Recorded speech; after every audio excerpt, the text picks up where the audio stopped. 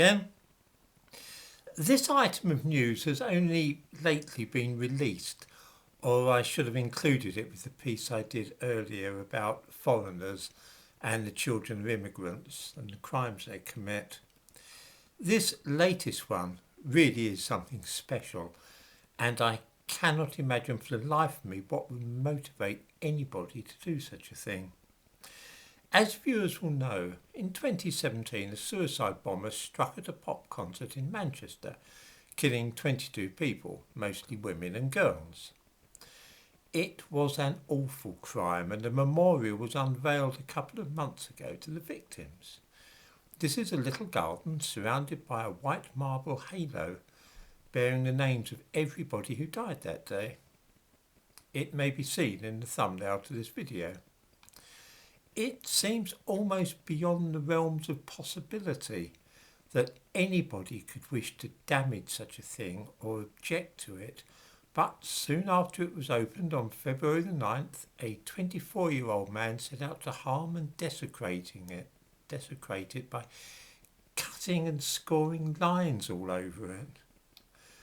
One might have guessed that he would be from an immigrant family, one with no roots in this country. His name is Anwar Hosseini. There is something about monuments to our dead which seems to attract a certain type of foreigner or immigrant. One remembers the attempts to set fire to the flags on the cenotaph during the Black Lives Matter protests in 2020 and the graffiti scrawled on it. This latest business, though, really is mystifying. I cannot think that it was entirely a coincidence that the family of the man who caused this damage comes from the same country as the bomber himself. If these people hate Britain so much, I wonder that they wish to live in this country. There does seem to be what you might describe as a lack of affection for Britain and the British way of life among many of those who come to live here.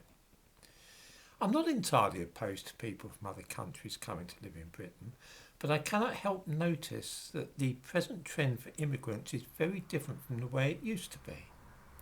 When I was at school in the 1950s, there were several children in my class whose families were exiles from Poland. They had names like Andrew Skavage and Zelensky.